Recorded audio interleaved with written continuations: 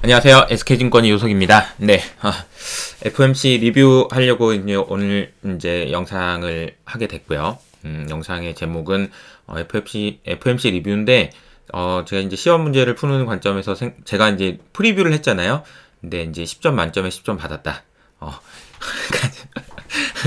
아니, 오늘 아침에 이제 파월 의장이 얘기하는 걸 봤는데, 이거 뭐야, 이거 내가 했던 말이랑 다 너무 똑같이 얘기한 거 아니야? 뭐 이런 생각을 하면서 오늘 봤습니다.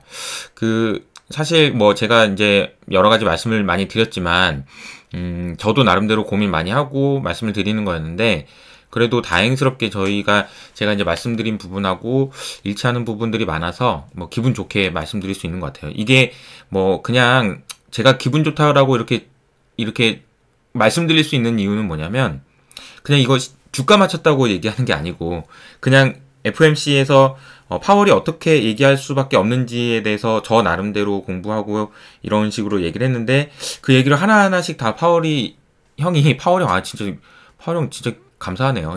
어쨌든 다 이게 현석아 네 말이 잘했다 뭐 이런 식으로 얘기해 주시는 것 같아서 아침에 참 뭐 기분이 좀 좋았습니다. 그래서 답안지 채점하는 기분으로 좀 말씀을 드리고, 어제 인포맥스 라이브에 대해서는 제가 구독자분들한테 정말 감사하다는 말씀을 좀 드려야 될 것 같아요.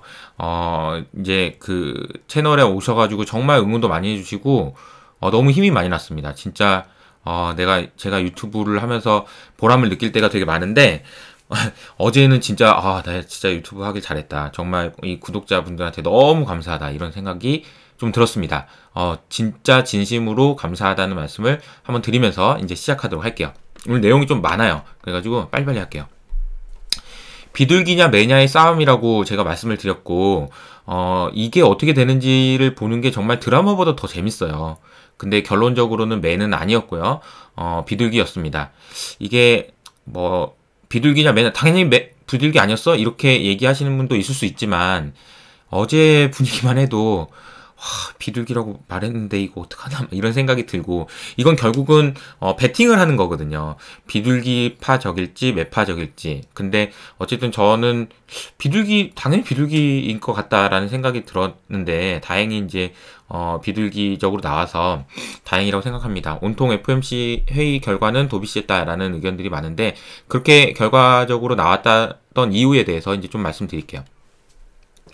그냥 뭐 FOMC에서 뭐 대단한 뭔가가 나오지 않으면 뭐 시장이 실망하고, 그게 아니었던 거예요. 그러니까 결국에는 경제 전망치를 진짜 좋게 만들었는데, 그리고 어제 파월도 얘기하는 게 경제를 진짜 좋게 얘기했어요. 근데 금리를 안 올린다고 하면 그냥 끝나는 거예요. 그럼 더 이상 뭐 무슨 말이 필요합니까? 그거예요. 그냥 끝.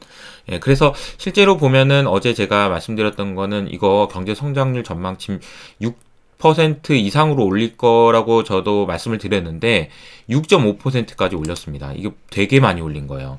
그러니까 지금 여기가 4%고 6.5%, 이게 지금 스케일이 좀 달라서 이제 직접적으로 보시기는 어렵지만 이 정도 올린 거라고 보시면 됩니다. 많이 올린 거예요. 엄청 경제 성장률 전망치를 많이 올렸습니다. 그러면 이게 금리는 올릴 수 있다라고 생각을 해야 되는 거잖아요. 그죠? 그래서 금리를 지금 이제 제일 중요한 거는, 작년에 12월 달에 점을 찍었을 때 이렇게 찍었단 말이에요. 올해 찍은 건데 이거는 스케일이 똑같습니다. 잘 보세요. 제일 중요한 거, 이 점들입니다. 이 점들이 어쨌든 올라갈 거라고 본 사람들이 하나, 둘, 셋, 넷, 5명. 여기는 하나, 둘, 셋, 넷, 5, 6, 7, 8명이잖아요. 근데 제가 봤을 때 핵심은 뭐냐면 요거예요. 요거 더 올릴 수가 없어요.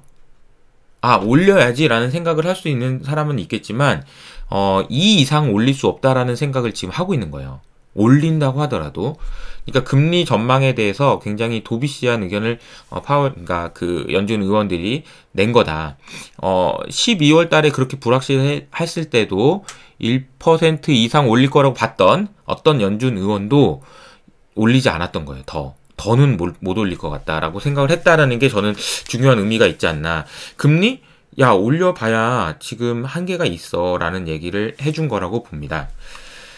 자, 그리고 이제 제가 이제 그 하이라이트를 뽑자면, 제가 이제 이런 말씀을 드렸죠. 이제 시장의 생각, 그 인플레이션에 대한 시장의 생각과 실제 인플레이션의 생각이 좀 다르다. 시장의 생각을 만들어낸 것은 연준이었다. 이런 말씀을 좀 드렸습니다. 그쵸? 시장의 생각은 인플레이션에 대해 이렇게 생각하고 있지만 실제 인플레이션은 요 정도였기 때문에 시장의 생각과 연준의 생각이 좀 다릅니다. 라고 말씀을 드렸고 실제로 파월이 이렇게 지금 파월이 형 진짜 멋있다 진짜 이렇게 얘기했어요. 그 연준은 전망의 진전이 아닌 실제 진전을 보려고 한다. 이게 뭐냐면요. 전망의 진전이라는 건 요거고 이거는 금융시장에서 생각하는 거고 실제로 인플레이션이 일어나는 거를 보려고 한다라는 겁니다. 그때까지 우리 안 움직여 얘들아. 니네 지금 우리 그거는 머릿속으로 좋아질 거라고 생각하는 거잖아. 근데 실제로 그럴지 안 할지 모르잖아. 그리고 내가 말하지만 사실 이 말의 의미는 뭐냐면 시장의 생각을 이렇게 만드는데 내가 기여한 부분이 있어. 니네들이 시작하기 전에 내가 그렇게 생각하도록 만들어주려고 내가 얼마나 노력했는지 아니? 근데 지금 생각은 바뀌었잖아. 근데 그게 실제로 일어나야 된다라는 얘기를 하고 있는 거지. 요 얘기를 해주신 거라고 보면 됩니다. 두 번째는 이제 그 올리비아 블랑샤르라는 그 유명하신 분이 있어요. 이분이 필립스 커브 얘기를 하셨습니다. 이 필립스 커브가 이거예요. 그림이 보시면 이거는 되게 간단하게 고용이 회복이 되면 인플레이션 오죠라는 말씀을 하신 겁니다. 근데 이제 파월이 또 이렇게 얘기했습니다. 자, 이게 실업률하고 인플레이션의 타이트한 관계는 굉장히 오래전에 지났어요. 이런 말씀을 하신 겁니다. 자, 이거는 여러 가지 이유들이 있는데요. 이 말은 쐐기를 박은 거라고 보시면 됩니다. 쐐기를 박았다. 이거 되게 세게 얘기한 거예요. 실업률과 인플레이션의 타이트한 관계는 끝났다. 언제쯤 얘기를 하고 계세요, 블랑샤르 형님. 이런 거죠. 파월이 진짜 이거 세게 얘기하네. 예. 어쨌든 이거는 관계가 끝났다. 고용이 회복되더라도 인플레이션이 오죠. 저는 이렇게 생각해요. 고용이 회복되는 거는 오케이. 근데 고용이 회복되지만 실제로 굉장히 양극화로 해결되고 있거든요. 지금 문제는 예를 들어서 이게 고용이 중산층들이 탄탄하게 유지되는 고용이 이렇게 되면 인플레이션이 올 수 있다라는 얘기를 할 수도 있습니다. 왜냐하면 이분들이 고용이 됨으로써 소비가 많이 늘어날 수 있으니까. 하지만 지금은요, 제 연봉 많이 받는 사람은 계속 이쪽으로만 계속 늘어나고 이쪽으로는 계속 줄어들다 보니까 고용 측면에서도 굉장한 심각한 양극화가 벌어질 수 있거든요. 그래서 파월이 실업과 인플레이션의 타이트한 관계는 오래전에 지났다. 이 말도 굉장히 중요한 말이라고 보실 수가 있습니다. 또 하나는 인플레이션에 대해서 제가 이제 말씀드렸던 거는 PPI에서 CPI로 가는 길이 험난하다 이렇게 말씀드렸죠. 지금 짜장면 가게 얘기했잖아요. 짜장면 가게에서 장사를 하는데 밀가루 가격이 올라가지고 짜장면 가격 올려야 되는데 라고 했는데 옆에서 짜장면 가격을 낮추니까 내가 올릴 수가 없다라는 얘기를 한 거예요. 근데 파월이 또 이 얘기도 했습니다. 사람들이 판매 가격 인상을 주저하게 되는 걸 볼 거다. 이 말이 제가 딱 이 말이거든요. 그래서 지금 우리가 생각하고 있는 인플레이션에 대한 얘기는 PPI 인플레이션이지만 내가 고민하고 있는 것은 판매 가격 인상이다. 즉 소비자들에게 전가되는 인플레이션인데 그게 못 올릴 수 있는데 그런 여러 가지 이유들이 제가 계속해서 말씀드리는 그런 부분입니다. 그러니까 이걸 보면 파월 의장이 얘기했던 게 제가 이제 그동안 강조했던 거랑 굉장히 싱크로율이 높아서 되게 기분 좋게 봤습니다. 자, 그리고 이제 마이클 버리에게 보내는 메시지. 그러니까 마이클 버리한테 제가 감정이 있는 거 아니고요. 이분처럼 생각하시고 또 이렇게 시장에 대해서 독립적으로 생각을 하셔야 돈도 버실 수가 있고 되게 좋은 거예요. 근데 이제 제가 다만 말씀드리는 건 뭐냐면 이 형이 이제 계속 숏뷰로 이 ETF부터 시작해서 숏뷰로 보시면 좀 많이 힘들어질 수 있을 것 같다라는 말씀을 드렸는데 파월 의장이 또 이제 마이클 버리에게 보내는 메시지인 듯한 말을 했습니다. 투자에 있어서 장기적인 관점에 초점을 맞추는 게 건전할 거다라는 말을 했습니다. 이 말은 뭐냐면요. 야, 너 장기적으로 보면 있잖아. 우상향하는데 이거 자꾸 막 팔래? 너 이거 숏할래 또?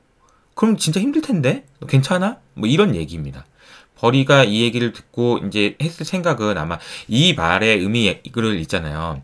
투자에 있어서 장기적인 관점에 초점 맞추는 게 건전할 것, 요 말을 숏을 해본 사람이 아니면 이 말이 무슨 말인지 잘 모를 겁니다. 이 말이 엄청 무서운 말이야. 내가 오늘 말하는 거 봤지? 그리고 이제 시장에서 이렇게 대응하는 거 봤지? 너 근데 이거 뭐 단기적으로 뭐 잠깐 뭐 숏하고 그런 건 좋아. 근데 장기적으로 봤을 때 있잖아. 너 숏하면 진짜 힘들 텐데.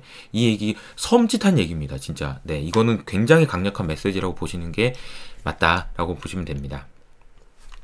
시장 반응은 이제 어제 제가 12시 가까이 방송 촬영하고 오는 길에 너무 장도 막 빠지고 막 어떡하죠 인승이 형 막 그러면서 인승이랑 같이 나오면서 인승이 담배 피시는데 옆에 가가지고 쫄쫄쫄 해가지고 어떡하죠 뭐 이런 근데 괜찮겠죠 뭐 이렇게 생각하고 있었는데 다행히 반등을 해줘서 다행입니다.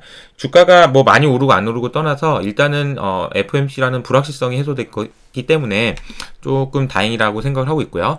그리고 10년물 금리도 어제 뭐 저 자기 전에 또 제 아는 지인들한테 1.7% 가나보다. 그러고 이제 잠들었는데 아침 새벽에 일어나 보니까 다행히 1.6%대로 다시 내려오는 모습을 보여서 다행이라고 생각합니다. 가장 극적으로 반응했던 건 달러예요. 주식시장, 그러니까 뭐 여러 가지 뭐 이제 금융시장의 반응들이 있었지만 달러가 가장 FOMC 회의에서 가장 극적으로 반응을 했다. 너무 이 도비시했다라는 걸 딱 보여주고 있는 그림입니다. 그리고 이제 금융시장에서도 여러 가지 변수들이 있었지만 결과적으로는 시장이 뭐 나스닥이 이제 반등을 해서 끝났고 뭐 좋은 모습을 보였다라고 볼 수 있을 것 같습니다. 어쨌든 FOMC에 대한 우려가 불확실성이 많이 해소됐다라고 정리하면 될 것 같네요. 금융시장의 반응은 그랬습니다. 어제 이제 그 인포맥스 라이브를 통해서 이제 김영우 이사님이 첫 출연을 해주셨는데, 근데 저는 이제 김영우 이사님, 이제 이라고 막 얘기하니까, 이제 사람들이 유튜브인데 어때? 뭐, 형이라고 해. 이렇게 댓글 달아주셔가지고, 그래서 그냥 형이라고 했어요. 그냥, 너무 재밌더라고요. 그래서, 영우 형이 사실은 이제 이런 거죠. 저랑 이렇게 얘기할 때도 그렇고, 외부에서 이렇게 얘기하면 되게, 어렵게 얘기를 하시거든요. 왜냐면 이분이 얘기하려고 하시는 건 여기서부터 여기까지예요. 근데 여기까지 가려면 빨리빨리 하고 넘어가야지 여기까지 갈 수 있거든요. 근데 어제는 사실 여기서 이렇게 하다 끝났어요. 왜냐면 너무 쉽게 설명해 주시려고 하다 보니까. 근데 저는 그게 또 좋더라고요. 또 쉽게 설명을 해 주시니까 여기서부터 여기까지 가서 물론 여기까지 가면 좋겠지만 이것까지 다 들으면 좋겠지만 어쨌든 여기까지도 진짜 너무 재밌는 얘기를 많이 해주셔서 정말 좋았다. 저는 그런 생각이 좀 들고요. 못 보신 분들이 있으면 꼭 한번 보세요. 내용이 정말 좋다라고 저는 생각합니다. 그리고 제가 이제 반도체 분석하시는 분들, 저 애널리스트 분들 중에도 저랑도 친한 분들 많고 정말 잘하시는 분들 많거든요. 근데 저는 이제 김영우 이사님, 영우 형을 되게 높이 평가하고 정말 멋있다라고 생각하는 이유는 뭐냐면 반도체라는 거를 반도체만 보는 게 아니고요. 반도체에 영향을 준 수많은 요인들을 다 분석을 합니다. 그러니까 이게 왜 그게 가능한지 저도 저 나름대로 어떻게 사람이 이렇게까지 생각을 할 수 있지? 그런 생각을 많이 했는데 영우 형은 실제로 반도체 회사들의 전략을 짜주시는 그런 역할들도 하시거든요. 그러려면 사실은 이런 거예요. 금융시장에서 보면은 반도체, 그러니까 삼성전자, 하이닉스가 어떻게 되는지만 보면 되는데 삼성전자, 하이닉스가 어떻게 해야 되는지를 보려면 여기를 다 봐야 되는 거잖아요. 그래서 더 완전히 새로운 해석, 그리고 굉장히 좋은 해석들을 하실 수가 있는데 어제 사실 이제 제가 듣고 세미나를 저도 이제 세미나를 듣는 거죠. 세미나를 듣고 제가 느꼈던 건 어떤 거냐면 이런 겁니다. 옛날에 무림의 고수들 이런 거 있잖아. 막 싸우는 거 이런 거 자자자자 계속 싸우는 거. 근데 이 그림은 이거 정신없으니까 끄고 얘기할게요. 이 싸움을 하는 사람들이 이제 잘 모르는 사람이 보기에는 막 했지만 막 이렇게 막 엄청 때렸지만 그게 너무 빨라가지고 눈에 보이지도 않는 옛날 드래곤볼 같은 데 보면 그런 거 나오잖아요. 막 눈에 보이지도 않고 막 팍팍 했는데 누가 막 쓰러져 있어. 우리는 근데 못 봤어. 막 이런 거잖아요. 저는 그런 것 같아요, 지금. 미국과 중국의 체제 경쟁, 요런 게요, 있잖아요. 지금 그 밑에서 엄청나게 치열한 싸움들이 있는데 그 싸움이 어떤 식으로 진행되고 있는지, 그리고 뭐가 키가 되고 뭐가 중요한지, 그리고 왜 그게 중요할 수밖에 없는지에 대한 얘기를 어제 해주신 건데 반도체가 그렇다라는 거죠. 그래서 우리나라가 삼성전자가 우리나라에 있는 게 얼마나 다행인지 모르겠다라는 말씀을 제가 드린 이유도 그런 부분이다라고 생각을 해주시면 좋을 것 같습니다. 요 싸움, 이 싸움을 진짜 제대로 구경하기 위해서는 어제 영상을 한번 보시면 좋다 이렇게 말씀드리고요. 그래서 딱 이거 하나만 좀 말씀드릴게요. 완전 그 중요한 선인데요. 이게 지금 보시면 도련선이라는 게 있는데요. 중국이 원하는 이 선입니다. 해군에서 지금 항공모함을 5대를 지금 만들었다 뭐 이런 얘기도 하고 해주셨는데, 자, 이게 대만이라는 지역이 여기 있고요. 한국이 여기 있는데요. 대만과 한국이 중요한 이유는 뭐 이게 뭐 지역적 뭐 지리적 뭐 여러 가지 있지만 이 두 나라에 TSMC라는 회사가 있고 여기에 삼성전자가 있기 때문입니다. 결과적으로는 지금 보시면 4차 산업혁명 시대로 가기 위해서 반도체가 굉장히 중요한 바틀렉을 하고 있는데, 이 바틀렉을 해소하기 위해서 무엇이 필요한지에 대한 고민이 있어야 돼요.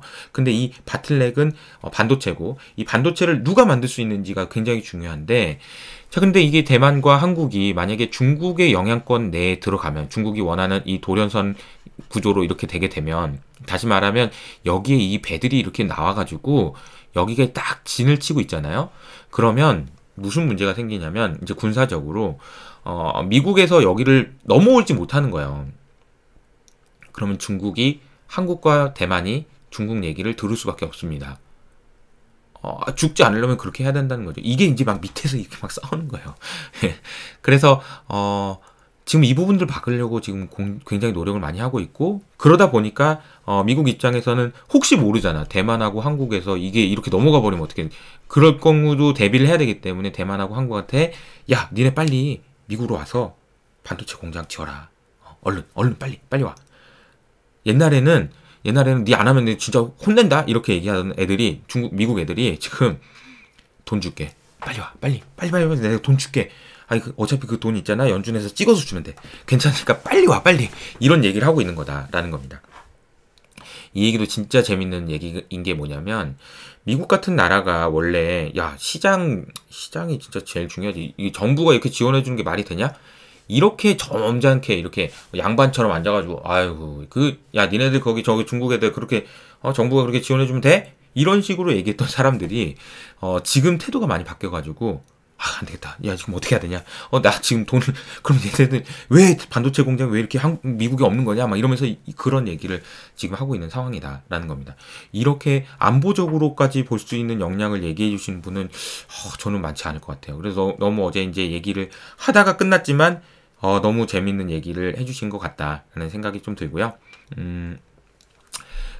오늘부터 이제 백악관에서 이제 오늘 얘기한 중국이 환상 못 품게 할 것, 요 얘기를 해석하는 데 있어서 여러 가지 얘기들이 있지만, 지금은 미중 패권 전쟁 그리고 체제 경쟁의 핵심 키는 반도체에 있는 것 같다. 이 반도체를 어떻게 움직일 거냐, 뭐 이게 정말 보시는데 중요한 키가 될 것 같다라는 말씀을 좀 드리겠습니다.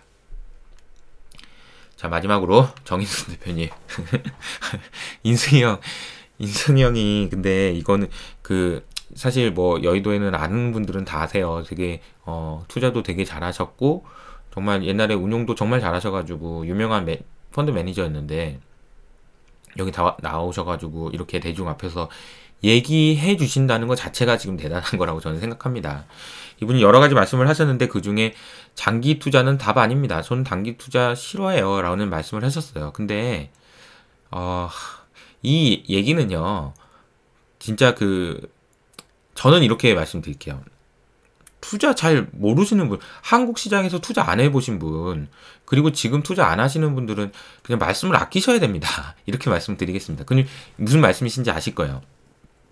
장기 투자, 그냥 막 장기 투자 하자고 하시면 안 돼요. 이런 말씀을 해주신 거다라고 보시면 될 것 같고요. 두 번째는 이제 우리가 최근에 이제 얘기 많이 나오는, 이제 결국은 지금 수급이 너무 많이 쏠려 있으면 이제 그쪽에서는 먹을 게 없다라는 얘기를 많이 하잖아요. 근데 이제 어제 정 대표님이 얘기해 주신 거는 뭐냐면, 자, 이제 경기 민감, 경기 회복 이쪽에 약간 수급이 몰려 있는 느낌이 든다, 이런 얘기를 해주셨는데, 이 멘트가 지나가는 말로 들렸지만 요거에 굉장히 중요한 포인트거든요. 그래서 저는 인승이 형이 자주 나오셔가지고 그냥 뭐 허심탄회하게 뭐 얘기해 주신 것만으로도 정말 도움이 많이 될 것 같다라는 생각이 좀 듭니다. 투자를 하는 데 있어서 굉장히 중요한 것은, 자, 요 그림 보면서 이제 할까요? 투자를 하면서 제일 중요한 것은 여러 가지 뭐 시장을 잘 보고 맞추고 뭐 또 여러 가지 뭐 좋은 뭐 이런 거 하는 거 되게 좋지만 장기적으로 하셔야 된다고 말씀드리잖아요. 투자는 평생 하셔야 되는 건데 저는 그런 생각이 듭니다. 여러분들이 이제 투자를 평생 해야 되는데 하기가 어렵단 말이에요. 투자를 하는 것 자체가 너무 스트레스 받는 일이고 힘든 일이란 말이죠. 그래서 저도 앞으로도 그럴 거고, 뭐, 인포맥스 라이브도 그러겠지만, 같이 고민해 줄 사람이 필요합니다.